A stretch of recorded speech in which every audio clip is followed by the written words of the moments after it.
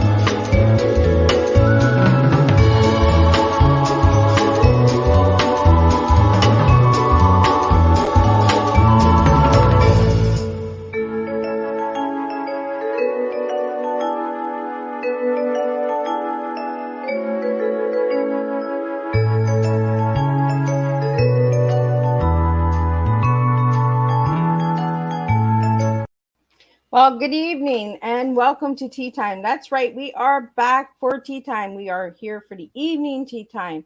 This afternoon tea time was rescheduled for a later date, so check and stay tuned for that. So we're going to get right into it because we're going to do some deep sea fishing. We're going to talk about some fish. We're going to talk about some ocean waters. We're going to talk about all that good stuff.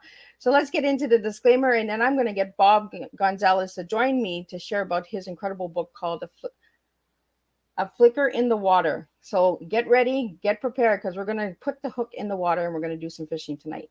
So the disclaimer for Miss Liz's Tea Time live show. Miss Liz, myself, is going live using StreamYard. Before leaving a comment, please grant StreamYard permission to see your name at StreamYard.com.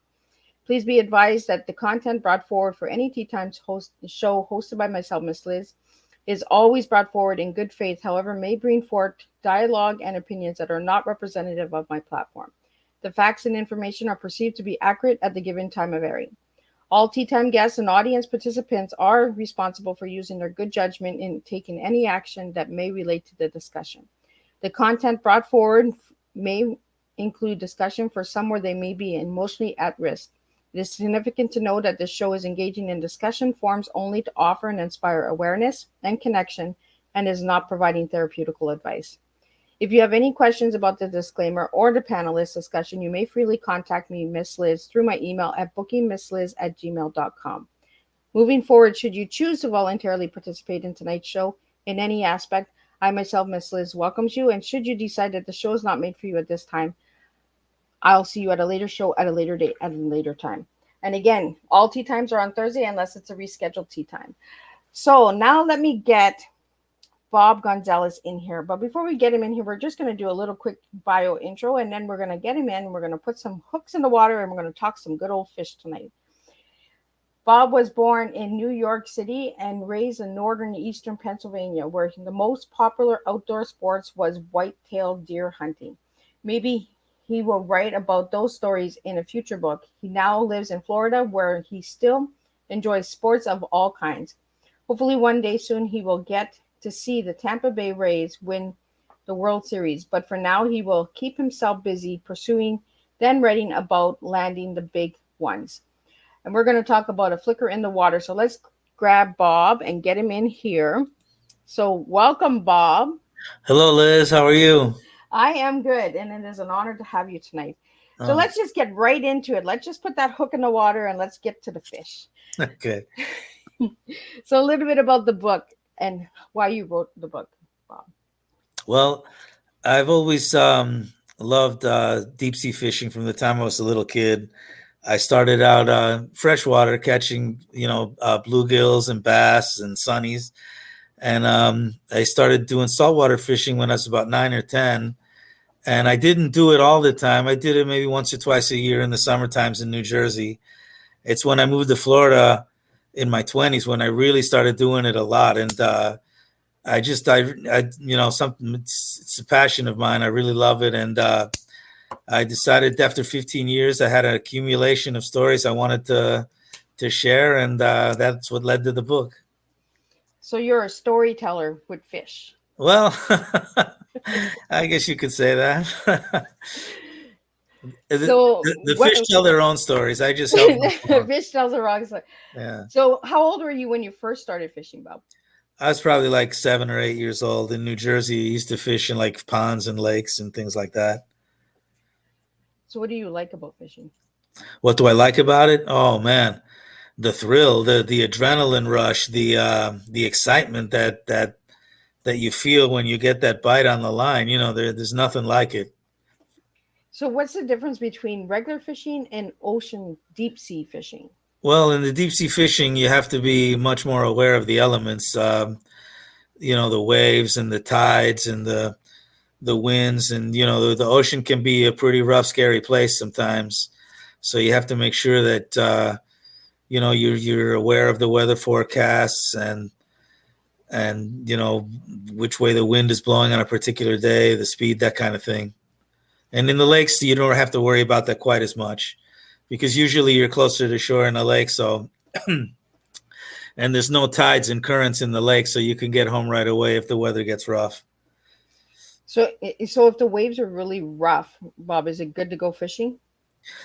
Well, you don't want to be out there when it's too rough because it's not good for fishing and it's not good for your safety even at times. And I tell a couple of stories like that in the book. There's one story in the book about one of my fishing companions who was going to take a boat around the Panama Canal, and he got caught in some rough weather in Florida after, you know, between Cuba and Key West in that area. And he's lucky he made it out of there alive without sinking. He had to get diverted to a port in Cancun, Mexico. I do share the funny part about the story is though when you know, after a night when he almost lost his life, the boat was loaded with cases of beer they had on board, and when he got to Mexico, he was so happy just to get there, and he was dying to tell everybody, "Look, I'm alive. We made it." This and the authorities in Mexico, they didn't really want to hear that. They just confiscated all the beer. They're like, "We don't care if you made it. We want the beer." Yeah. So what has been one of your wildest fishing adventures? Well, I've been caught in some rough weather a couple of times, and once you're back at home safely, they're fun to talk about. But when you're out there, it can be a little bit scary at times. One time we got caught we were out there and we were fishing, and it was beautiful that day. The day started out, you know, after flat seas and low wind, and then about midday you would get these swells like within a minute of each other. Then the next swell would come a minute later, and then 45 seconds apart, then 30 seconds apart. And we were thinking, you know, maybe we ought to start heading back. So we started heading back, and we got caught in some really rough weather. So we had like a 3-hour ride back. It's called my 3-hour Gilligan's Island tour. We did make it back though. Good old Gilligan Island, right? Yeah. We need more shows like that. Yeah. So what was the reason behind writing this book? I just wanted to share the stories that I had. I just thought that people would find them interesting. I tried to make it educational enough so people who were experienced fishermen could enjoy it, but I also wanted people who may never have been out on the ocean and kids to learn from the book. And hopefully I was able to do that. So what did you learn about writing this book? What did I learn? That writing, I enjoy it. I enjoy seeing the stories come to life. I enjoyed reliving all those adventures and getting them down on paper. You know, they're one thing when they're in your mind, but when you see them come to life on the page, it's an extra special feeling. We have a question here. So why the title, A Flicker in the Water? A Flicker in the Water. Okay. A Flicker in the Water was inspired by a battle we had with the yellowfin tuna We drove 8 hours to get to our fishing destination in Louisiana, where they have a bunch of oil rigs offshore. And when we got there were lots and lots, hundreds, if not thousands, of tunas around these oil rigs. And for a while there, they didn't even seem to notice that we were there. They didn't bite. They didn't do anything. And then around 2 o'clock in the morning, one of them just took the bait and ran. He took that line. And I tell the story. We saw that tuna on the way. It took us about more than an hour, a couple of hours to get him back into the boat. And as we were bringing him in, we saw his body shape in the water. And I thought, wow, that's a flicker in the water. And that's where the title comes from. Oh, I like that. Yeah. Here I thought it was the name of a fish. Yeah. Like I was saying in the background before we started is there actually a fish with that little light bulb with the stick, Yeah. So where did you get the image for your book? I searched all over the place for this thing. I Pixabay, who has images of all kinds. They've got photographs for public use. And I saw this picture and immediately I knew this is the one I wanted for my cover. And so I went searching high and low everywhere I could find to see where that picture came from. I searched aquariums, I searched marinas and seaports and everything. And then finally, I almost gave up. And then finally I said, you know what, let me try something else. So I tried I was able to locate it to an aquarium in the Netherlands. I guess I had been busy trying to find it here in the US, but it was in an aquarium in the Netherlands. And it was by a European artist who designed that fish. And that's how I was able to get it. See, I thought that was like an actual fish you caught, like that was on the book cover. Oh, no, I wish. No, he came from an aquarium. So what size of fish is that? That's a Goliath grouper, and those are by far the biggest groupers in the grouper family. And they could grow anywhere between 700 to 1,000 pounds. Oh, wow, yeah. That's like catching a moose. Yeah, oh, yeah. Wow. Yeah. That's a big fish. Yeah, they were endangered for a while here in South Florida, but now they've made a nice comeback, and they're pretty plentiful. So, and they're not really a deep water grouper either. You can catch a lot of them around bridges in less than 100 feet of water. But they'll, you have to have some strong tackle though to bring them up. So, can you eat that fish? Well, I think you can. Most groupers you can eat. Most of them are really, really good. Here where I used to fish, we caught a lot of gag groupers and copperbelly groupers and snowy groupers and red groupers. And I'm going to be looking at groupers now. Yeah. They're not the prettiest looking fish, but boy, they're really good. They're good to eat though. They're really tasty on the table. Yeah, they're not the prettiest fish. Yeah, you could fit your head in their mouths too. They look pretty wicked. Like some of the images that I found online, I was like, ooh, that looks like a vicious fish. Yeah. No, they're not too vicious. They're pretty much hang down at the bottom, and they're in little caves and little holes and stuff, and they wait for their fish to swim by, and then they come out and grab them. So that's why when you're fishing for them, when you do get a bite of one, you want to start cranking like crazy because you want to pull them off that bottom.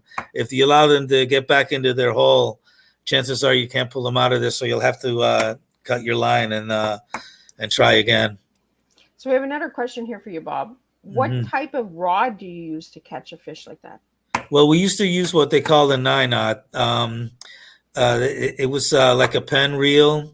And we would put they have 3-aught, 6-aught, and 9-aught. 9-aught is the biggest one for the bottom cranking. And that's what we used to use. Some people use electric reels. I've never done it that way. I like that live feel of the fish even though it's hard sometimes. Yeah. Like that's a big fish. Yeah, but it's a lot of fun when you have them right in your hands. So we have a question here. What's the biggest fish you've caught, Bob? We've caught some blue marlin, 500-600 pounds. We caught a swordfish one time, about 400 pounds. They're probably the biggest ones that we've caught. We had one on the line one time that I talk about in the book that may have been over 1,000 pounds, but we didn't land that one. He came off, kind of quickly. He took the bait and ran, and then he was gone. But boy, he sure left an impression on me. That's a big fish. So Yeah. that's not like a 5 minute reel in there. Oh, That's like, no, no. So sometimes that might take you a couple of hours. Sometimes it might take up to 7, 8 hours to reel a fish like that in. oh wow, Yeah, you that's a get bit in of a what workout. they call the fighting chair, and you have a harness on, and the rod is strapped to your harness, and you just keep working that fish. But when you're out there working a fish like that, 7 hours feels like 5 minutes. It goes quick. Wow. Yeah. Yeah, I would have never thought 7 hours to catch a fish. Oh yeah, yeah, So yeah. have you ever lost a fish Oh yeah, that as one you're bringing marlin that it I in? just said. We lost a bunch of them. Another fish that I talk about in the book was 100-pound wahoo one time that I brought all the way to the boat, and they kept trying to gaff it and gaff it and gaff it, and they kept missing. And I'm thinking, man, just stick them. And they missed it, and the fish slipped the hook, and we didn't land that one. And that happens, though. All fishermen have tales like that. So do you do anything besides fishing? Do you do hunting? I used to do a lot of hunting in Pennsylvania when I lived there. Whitetail deer hunting was the main sport outdoors. I used to do that a lot. Down here in Florida, they have it, but I haven't done it nearly as much. So you're in Pennsylvania, right? No, I'm in Florida now. I Oh, grew up in Florida. Pennsylvania, yeah, but I'm in Florida now. Yeah. So when you wrote this book, how long did it take you to write it? It took about a year. Oh, Yeah, it takes a long time. If you want to do it right, I think the best thing for any writer, take your time. Even if you have to go over it 5, 6, 7, 8, 9, 10 times until you get it the way you want it. That means the sentence structures, the things you want to say, the words you want to use. If you rush it out there too quickly, I know it's awfully hard to hold back. You just want to get it out there. But patience when you're writing, I think in the long run, was a big benefit. so when you had a special person write your forward in the book, do you want to share a little bit on who wrote the forward? Yeah, Mariel Hemingway wrote the forward for my book, and I was so grateful for her to having done that. My father grew up in Cuba, where The Old Man and the Sea, her grandfather's book by Ernest Hemingway, was written. And he was only, 10, 11 years old at the time. So I think she and us, we felt a connection because of that. And she really enjoyed the book. And she said the book spoke to her with a great sense of appreciation, which means a lot to me coming from her. And if you want to hear that, you can hear that on your YouTube channel as well, right? Yeah. She posted a video for it there also. Yeah, that was very nice of her. So have you guys stayed connected since the book's come out? Yeah, she actually let me join her book club. She endorsed my book for the Mariel Hemingway Book Club. Well, that's cool. Yeah, I gave that a follow yesterday. Oh, good. Yeah. There's a lot of incredible books there for anyone. Actually, her Ernest was her grandfather. Her father, Jack, was fish commissioner for the state of Idaho for a bunch of years, and he was a fly fisherman. He used to love fishing fly in the freshwater streams, and that's where she learned to fish from him. Oh, so she's a fisher too. Oh yeah. The Hemingway family's been fishing for generations. Yeah. And she also acts, correct? She used to act. She got nominated, I think, for a couple of Academy Awards. I think, or she's not acting as much these days. She has a blog and a podcast where she deals with mental health struggles. She tries to help people who are suffering from depression and that sort of thing. So I think that's where her main focus is these days. Oh, well, that's good to know. Yeah. So what can people learn about ocean fishing? Well, the oceans are a spiritual thing for me. And I think they probably are for most people because man came from the sea, and 2/3 of our planet is the ocean. So the ocean has a deep spiritual connection, I think, that people can make to it. So do you think that this book would be good for schools, like for a fishing class, like a field trip? I think it would be great. I'm trying to pitch that to some schools at the moment. Hopefully, they'll have me there. So are you speaking anywhere, Bob? I've done a couple of speaking at my local library. I've done a couple of talks. I've had some book signings at local bookstores, Barnes and Noble. I'm trying to see if a Gulfarium, a local aquarium here, will let me do the same. I think it'd be tremendous for their visitors. Well, I think getting into the aquariums anywhere would be cool. It would be fantastic. I'm trying. I'm gonna do what I can. Well, for all the listeners out there, if you have an aquarium, reach out to Bob. Yeah. So, what was one of your favorite stories writing in the book? Like, what chapter is the best? I love them all, to tell you the truth. There's a story in there about an amberjack that we caught that I had a special nickname for him. I called him Marble Eye. Oh. Yeah, because Marble Eye was an old fish. We didn't know he was what we had on the line until he finally reached the surface. We just knew that we had a big fish on there, and he after like fighting this fish for like an hour, these bubbles started to come up, and all of a sudden this big whoosh up in the water comes up, and it belly up he came, and it was an amberjack, and we thought it was grouper, maybe a tuna, we didn't know, and he came up, and when we brought him into the boat, he had his one eye looked like a blue marble. It had no pupil. Oh. And so I named him Marble Eye. Oh, that's where that saying comes from on your website. You have it on your website. Yeah. That I found. Marble Eye was an old fish, but old man did Marble Eye put up a good fight. Yeah, he certainly did. So how long did that one take to catch? That one took about 45 minutes to an hour. Oh, and yeah, you could tell he was old, though. His skin was wrinkled, and he just looked like he had an old face, and his eye, like I said, he was blind in one eye.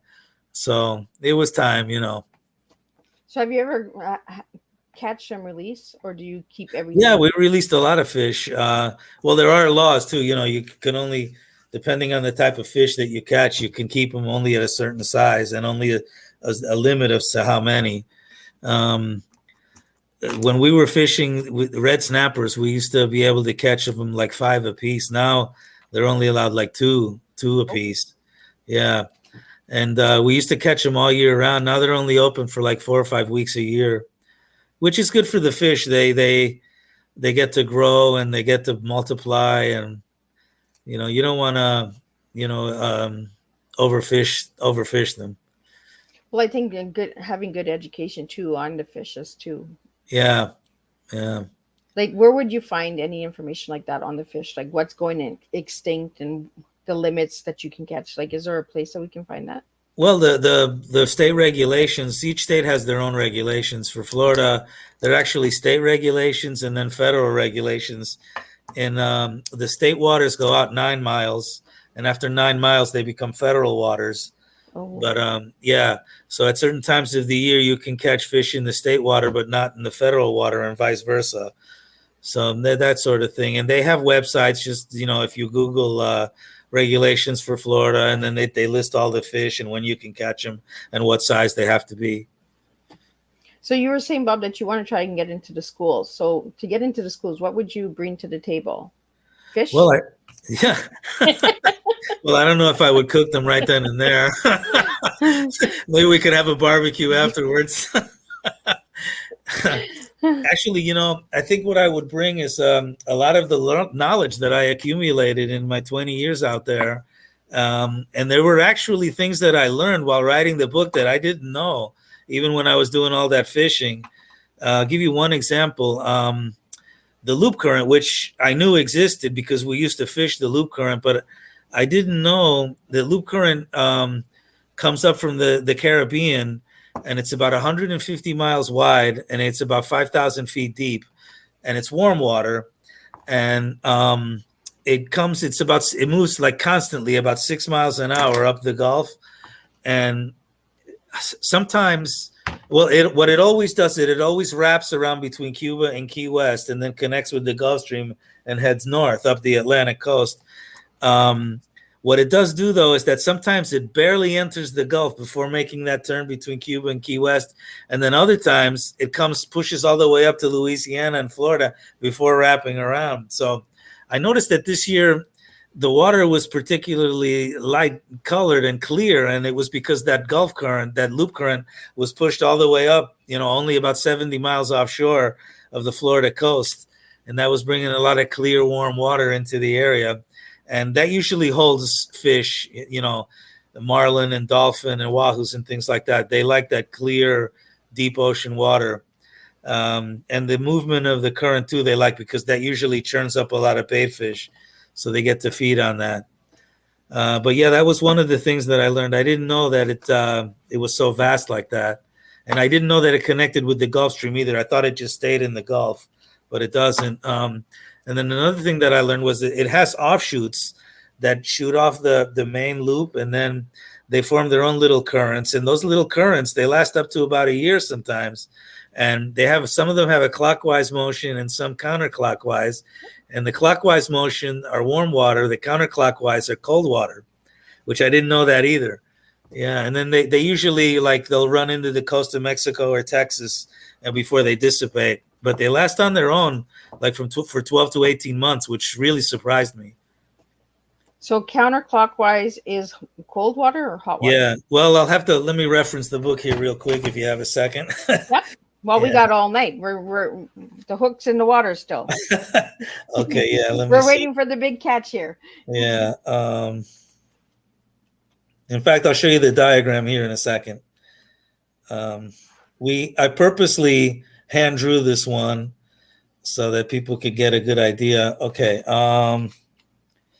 See, this is what the currents look like. Well, first of all, this one here. That's the bottom of the Gulf of Mexico.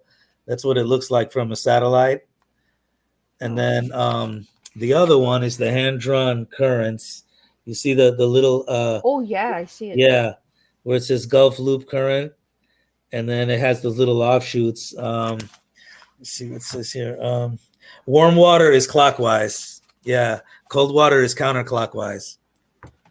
So clockwise is warm water. Yeah. So we have a question here for you, Bob. Mm-hmm. What fish are in the warm water and what fish are in the cold water? Well, that's a good question. The Gulf of Mexico, when they say cold water, I mean, it's relative. I don't think it's like frigid water like you would see in Alaska or anything like that. But the warm water fish are the wahoos and the dolphins and the marlin and the swordfish. They all like the warm water. And they probably pass through some of those cold water currents as well. But some of the bottom fish, they could take the differences in the temperature, like the snappers and the groupers. Well, that's good to know. So different current, different temperature, you get different fish. Oh yeah. And not only because sometimes the temperature at the surface may be different than the temperature a couple 100 feet deep. So in the color of the water, does that have anything to do with the certain fish in the area too? Yeah, the wahoos and dolphins and marlins and things like that, like clear water. They usually, when the water is nice and clear and doesn't have a lot of sediments in it, you usually can find fish like that. There's other fish like the mackerels, the king mackerels. They like more murky water. Catfish like more murky water. I think they're probably more protected in water like that. Yeah, I know about the catfish because I went fishing with my grandpa with catfish. Yeah. And pickerel and pike and yeah. I haven't fished since I was, I think, 15. Is the last time I went fishing? Yeah. Yeah. Well, I was one of those talkers on the boat. My grandpa was always like, shh. Yeah. Okay. You want to hear something? I know you're in Canada, in Ontario, right? Yes. Yeah. You want to hear? How far are you from Nova Scotia? I think I'm about 12 hours from Nova Scotia. I'm on the St. Lawrence River. Okay. In Nova Scotia, because of the Gulf Stream, so it's so close that you would never think that palm trees are able to grow in Nova Scotia, but they do. Isn't that amazing? Yeah. That's amazing. My goodness, I'm going to have to go to Nova Scotia to see that. Yeah. Yeah, they have palm trees right on the coast there because of the warmth of the Gulf Stream blows in that air and makes it warm enough for the palm trees to grow. How incredible is that? So have you been to Nova Scotia? No, I haven't. I'd love to go, though. I haven't been, no. So have you been to anywhere in Canada? No, I don't think I've ever been to Canada. Maybe one day. Well, you have to come and check out the St. Lawrence River here. Okay. We're right on the border. So Cornwall's on one side and New York's on the other side. So yeah. Have you been to Niagara Falls? I've been there, I think 7 times. Oh wow, okay. Yeah, Yeah. yeah. It's Hmm. not the first few times was nice. After that, it was like, okay, I've seen this already. Yeah, yeah, yeah. Mm. So, any intentions of writing a second book? Yeah, I'd like to do a second book. I have some ideas. Maybe I was thinking of making like a combination of the regular sports that we're all used to, baseball, football, that sort of thing, and maybe some comedy, because I enjoy comedy. So maybe I'll write some comedic things. Well, we need a little bit of comedy in our life. Because Yeah, when I asked you to give me a one word for yourself, you were like awesome, and then you're like, no, okay, persistent. yeah, So yeah. I'm gonna go with the 2 words. So why those 2 words? Well, persistent was because when you're fishing, and I think this applies to anything in life. When you're persistent, if you give up too easily, you can't get your just rewards. But if you persist through the pain, and this goes for fishing a lot because the fish don't always bite, and things aren't always going to go your way. And that's true in life too. So if you persist and can fight through that inclination to, turn away or give up or not continue, I think if you persist through the pain, you'll be rewarded. So that's where that one came from. And awesome, awesome because life is awesome. I think we need to say that word more Yeah. often, right? Uh, Awesome. Everything is awesome. Because when you yeah. say the word awesome, you can't say it without a smile. Like Yeah. I've tried to say the word awesome without smiling, and you got to smile when you say awesome. Yeah. So I also asked you your favorite color, Bob, and you said blue. So why blue?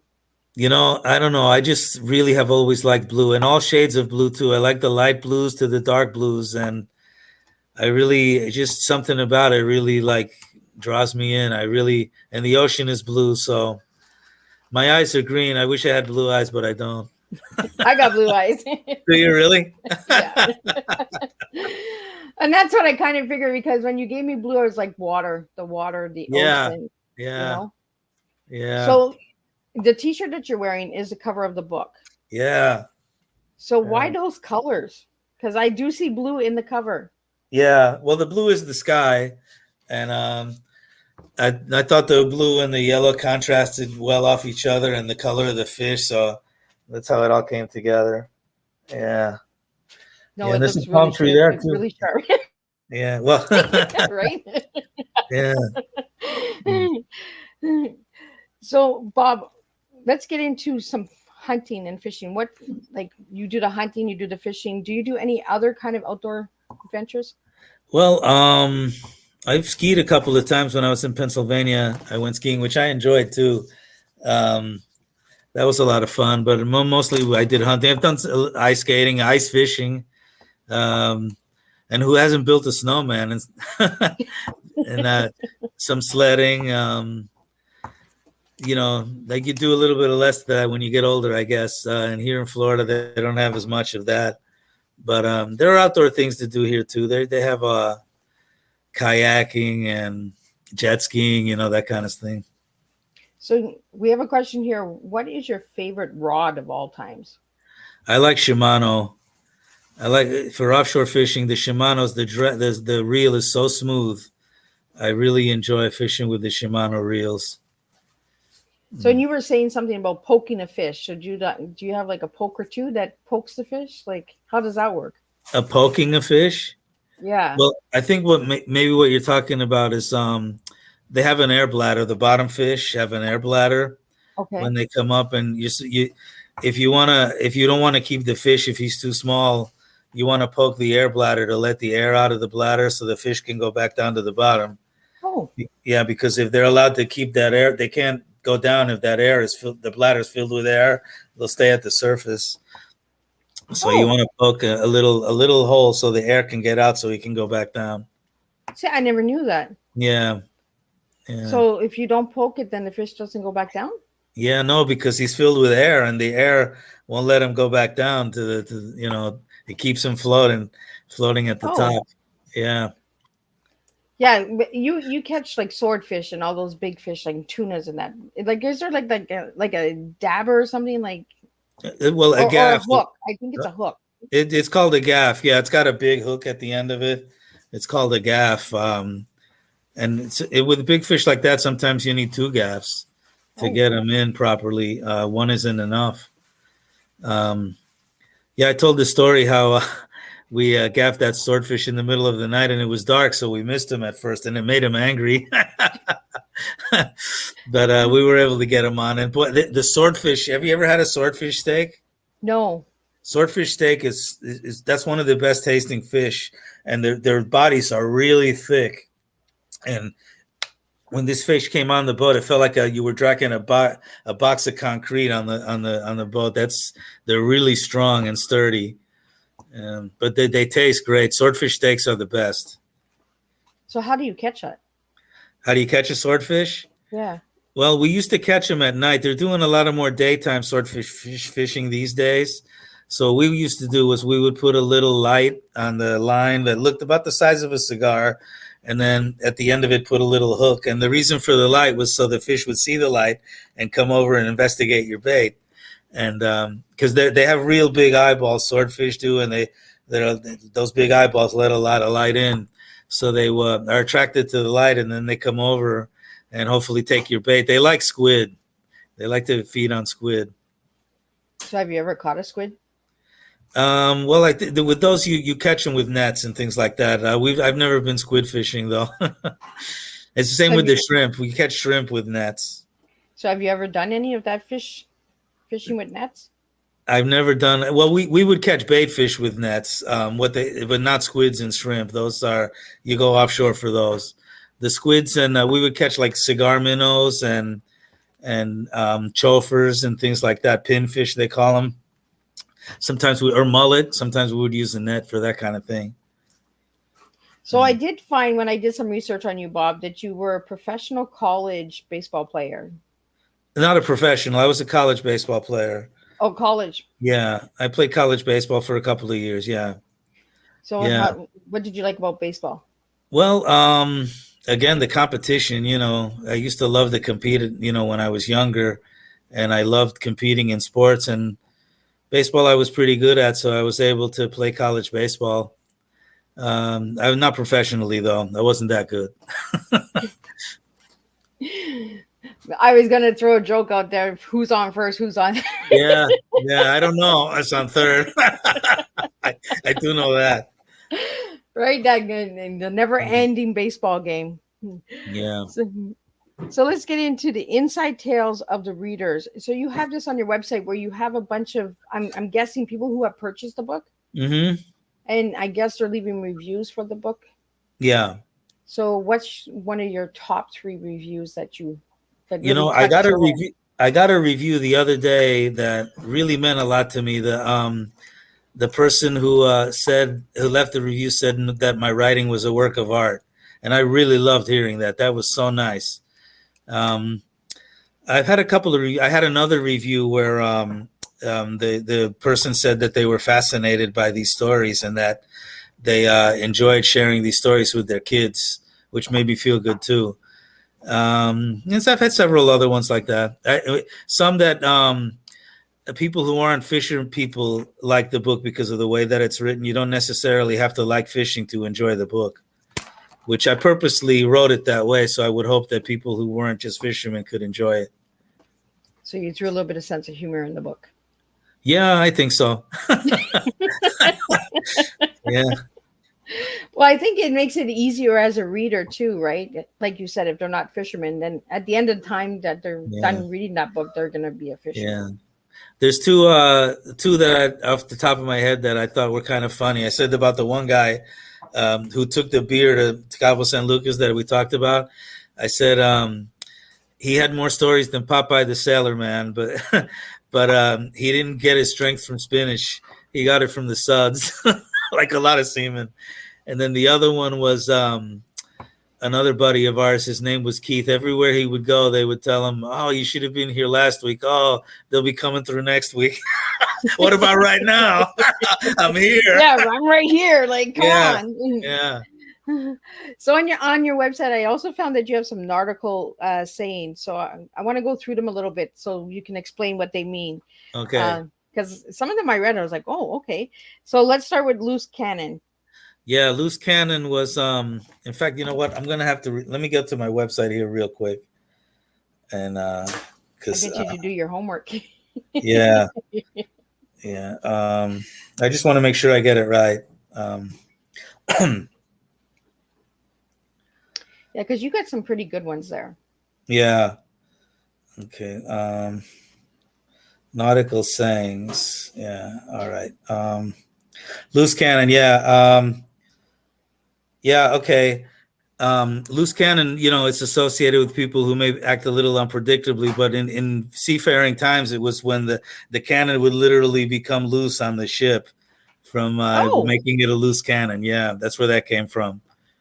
oh yeah, because they had cannons on the ships back then. Yeah, Yeah, yeah, that's right. yeah, Yeah, because my grandpa told me to be careful of the loose cannon. yeah. And what's a square meal? A square meal, they actually had square plates on the ships. And they were wooden ships, and they were always square. So that's where square meal comes from. Oh, okay. Yeah, I'm learning a lot. And yeah. pipe down. Yeah. Pipe down was time to go to bed at night. Oh, Yeah, once the lights went out, it was time to pipe down and go to sleep. so put your pipe out and go to bed. Yeah. Because there's a lot of people that smoke pipes. Yeah. Not so much anymore, but back then there was a lot of pipe smokers. Told a line. Yeah. Toe the line. It's called yeah. Toe the line when the crew was asked everybody to line up, it meant everybody like in unison is toe the line across the straight line. So they're all the Also get all toes your ducks they're in a row. following the line. Yeah. Mm. So as a mom, we get all our kids in a row. Yeah. It doesn't happen too often, but we get those Yeah. ducks in a row, and then Yeah. we get one that falls off. Yeah. Okay, next we're gonna go with clean bill of health. Yeah, clean bill of health was when a ship would go to a port and before they were able to unload or load supplies, they would have to be given what they called a clean bill of health because there was a lot of disease and a lot of things that could be transmitted. Back in those days, they didn't have a lot of the disinfectants and things that we have now. So that's when your ship passed the inspection, you got a clean bill of health. Oh, well, that's good to know. Mm-hmm. Okay, hands over fist. Yeah, that was the sails. When they would raise the sails, means one Okay. hand over fist, and when you were raising the sail. Oh, okay. Yeah. Oh, Mm. but these are all sayings that would be said on a ship, right? On a ship, yeah, Yeah. yeah. All hands on deck. That means everybody, all the crew, all the officers, everybody were all hands on deck for whatever purpose they had at that time. It didn't matter, everybody was all together for whatever purpose they were doing. And feeling under the weather. Feeling under the weather was when it was rough. The captain, you'd have to, make the crew go inside and, so they would get out from under the weather. Oh, cool. Yeah. See, we're throwing a lot of education out there. So I think now is a good time to ask you, Bob, if I give you the word tea, what words would you give me tonight for the TEA? Well, telling everyone a lot, which is what we have been doing, I hope. We're getting a lot out there. So why those words? Well, because we have a lot to say. Like the oceans, for most of the world history, most of our trade, most of our commerce, most of our everything was done from the oceans. So there's a lot to be learned out there. And that's where that comes from. So why everyone? Why everyone? Because I think, like I say, everyone can have a spiritual connection to the ocean. So it's something I think everyone can relate to on some level, even if they don't like to fish or even be on a boat. The ocean is the ocean. And why a lot? Because we're inclusive. We're inclusive. Yeah. And there's a lot of fish in the water. A lot of fish in the water, yeah. We always go back to the fish. Yeah. So, Bob, you've also been featured on a lot of media release, NBC, ABC, CBS, Market Watch. So you've been interviewed for the book or for other things? Well, for the book, yeah, yeah. And how was your experience with that? Well, I enjoy it. I always something. It's a subject that's near and dear to me, so I enjoy talking about it, and I enjoy whatever questions people might have, and if I'm able to help them in some way. And sometimes their questions help me because I don't know everything. Like I said, when I was writing the books, there were plenty of things that I learned that I didn't know. Well, I think writing a book with researching, right? You learn new Yeah, things too, and then you're like, "Oh, I never knew that." So let me give that a try yeah, after this book is yeah, done. yeah, yeah. So, did you find something during your research time that you tried after writing the book? What do you mean? What was that question? Like, did you find anything with your research? Like, when you were doing research for the book, did you try like a new fishing habit or a new way of tossing or releasing? Well, um, I know have a better understanding of where to go and what to look for from writing the book. Just on the thing I said about those currents, I thought, wow, this is amazing. So now I have a better understanding because fish, ocean fish like currents. The currents and the water temperatures and the salinity of the water and the oxygen levels and all that stuff. That's what drives them. They follow all those things. And now I have a better understanding of their movements and things because of that. So why are oceans? How do the oceans impact our lives every day? Well, I think we get a lot of, like I said, we have a lot of commerce and trade still through our oceans. Ship liners and containers bring tons and tons of supplies all the time, and even recreational things like cruises. If you've ever been on a cruise, how much fun they can be when you're out on the water. And when you're in the water, it's just you, the water, the ship, and the sun or the moon or the stars, and that's it. And I don't know. There's something very soul stirring about that to me. So we have a question here for you, Bob. Hmm. What's the longest time you've been on the water? In a row, well, probably I would say 3 or 4 days. Oh, Yeah, we used to do overnight trips where we would stay sometimes 3 or 4 days out there, and it's you usually catch a lot more fish that way, and you don't have to waste time traveling to your fishing spots as much. So yeah, like 3 or 4 days. and where's your favorite fishing spot? Well, that varies depending on, like I said, the tides and where the fish might be at a certain time.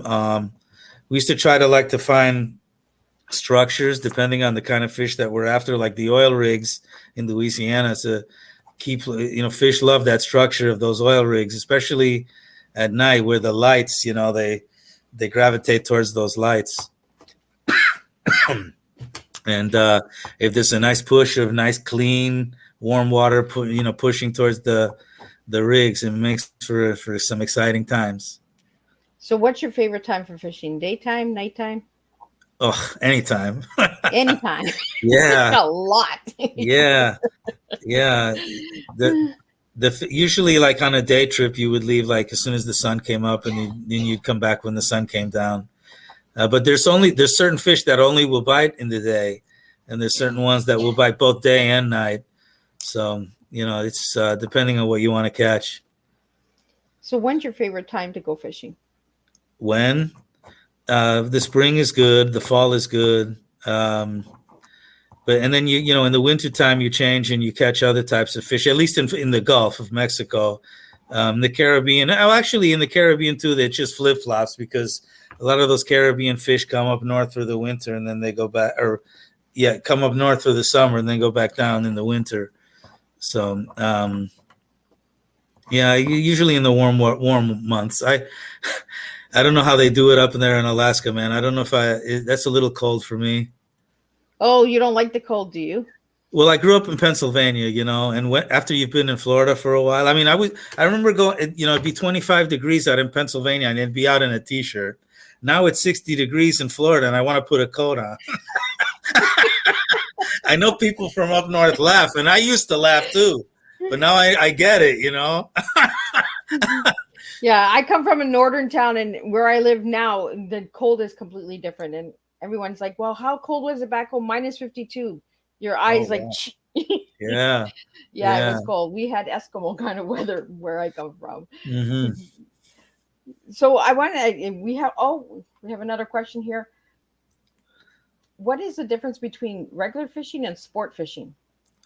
Recreational and sport fishing, they're more or less the same things. The recreational fishing, you can catch, groupers, snappers, bottom fish, king mackerels, that kind of thing. Sport fishing, usually sport fishing is a little bit more specified. Like when they say sport fish, they usually mean marlin, blue marlin, mahis, wahoos.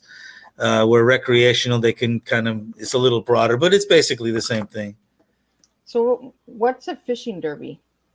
A fishing tournament, yeah, where you'll go out and they'll have different categories for different types of fish, and sometimes there's prizes to be won if you bring back the biggest fish in a certain category. Usually they have first, second, or third place in a certain category, depending on the size of the fish and the kind of boat you're on.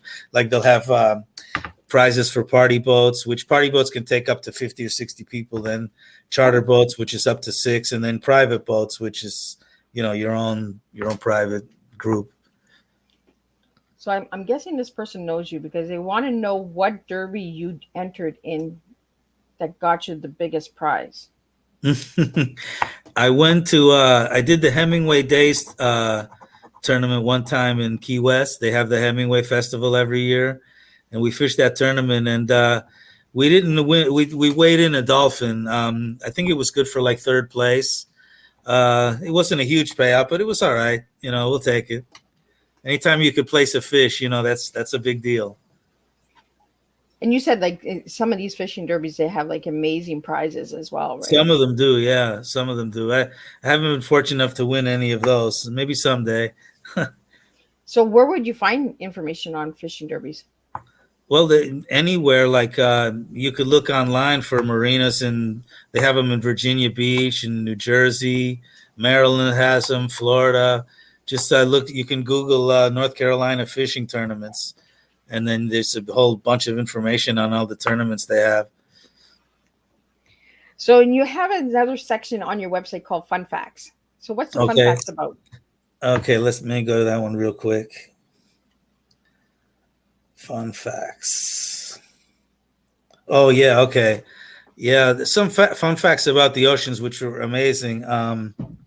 Like the deepest part of the Atlantic Ocean is around Puerto Rico, and it's 27,480 feet deep, and it's only 3 miles, a few miles off the coast of Puerto Rico. Now it's 3 miles less deep. The Mariana Trench in the Pacific is the deepest, water in anywhere.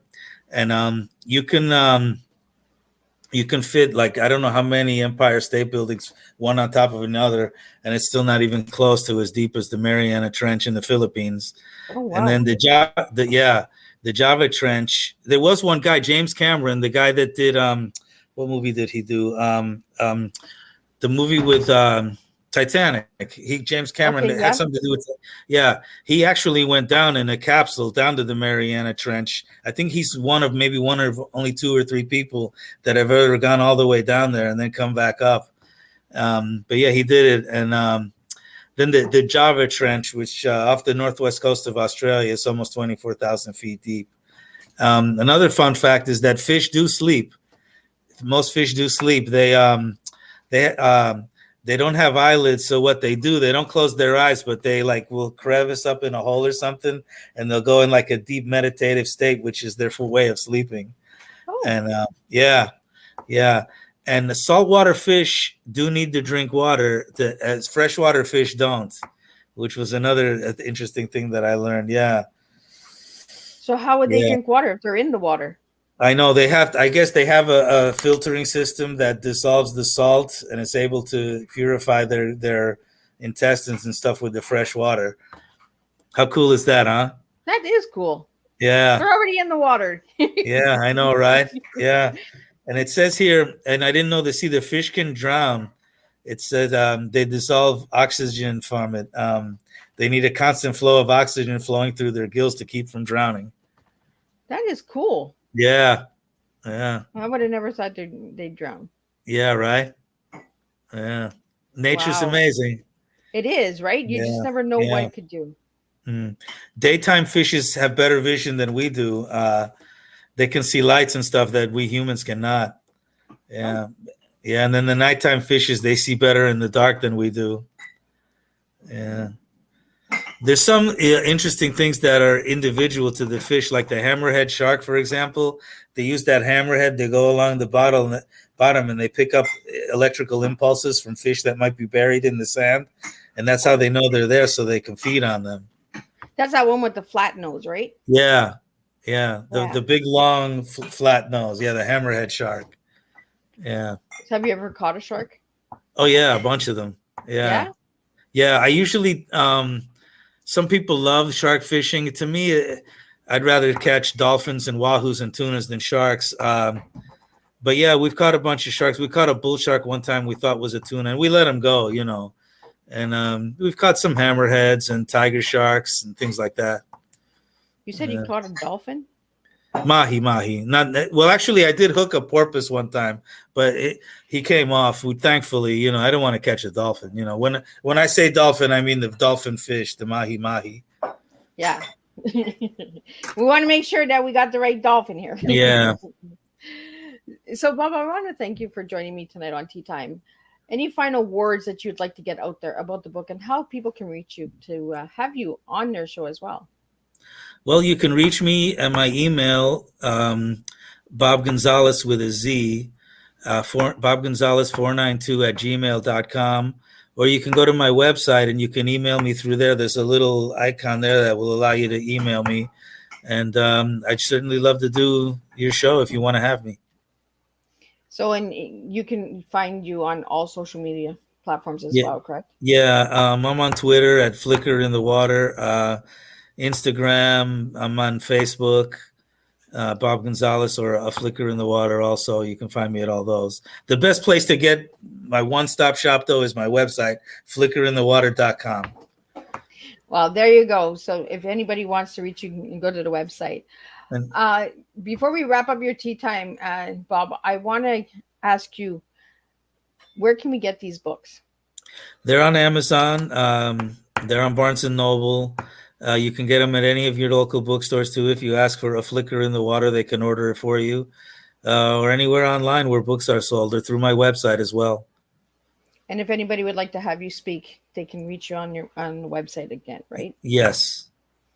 So we want to open up some doors for the schools, for the aquariums. Mm-hmm. There's a lot of cool aquariums in Canada. You should come to in Canada. Niagara Falls has a really good one too. Yeah. I would love to do it. Marineland would be cool. Yeah. If they want me, I'll go. You just never know what door might open. Yeah. So I want to thank you again. I want to thank all the listeners and all of the people that have joined us tonight with questions. I really appreciate that. I appreciate the support, and keep those questions coming in. I kind of like how you guys are doing this. You guys are sending Miss Liz all these questions, and it's just kind of popping it up. So we keep the space open, and we make sure that we keep it clean and safe for everybody, that we don't get no bots, no trolls. We don't get no bottom feeders. You know, we get the good stuff. So any final words before we wrap up, Bob? Well, yeah, Liz, thanks a lot for having me on here. I really appreciate it, and I really enjoyed it as well, too. And I hope the audience did, too. Well, thank you so much. And again, we will see everybody next Thursday. 3 shows again. This is how it rolls. And this afternoon's tea time has been rescheduled for March 21st. So be sure to check that one out. That is not a Thursday, so that is a rescheduled tea time. All tea times this year will be done on Thursdays. Any rescheduled tea times will be done either on a Monday or a Tuesday. So tune in for that. And all the times for tea times this year is 10 a.m., 3 p.m., and 7 p.m. And again, Bob, thank you so much for joining me tonight. And thank you for everyone who tunes in and supports Miss Liz.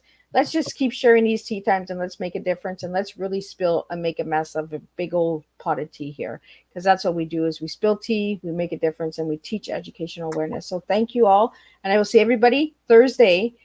Oh, no, I won't see everybody Thursday. I'll see everybody Tuesday and then Thursday, because we have 2 rescheduled tea times on Tuesday. So be sure to check that out. That'll be all posted on the Miss Liz's Facebook page. And Bob's full bio is on Miss Liz's Facebook page. So check that out. And I'll see everybody on Tuesday for a rescheduled tea time. So again, thank you, Bob. Don't leave. I'm just going to wrap up. Okay. Thank you, Liz.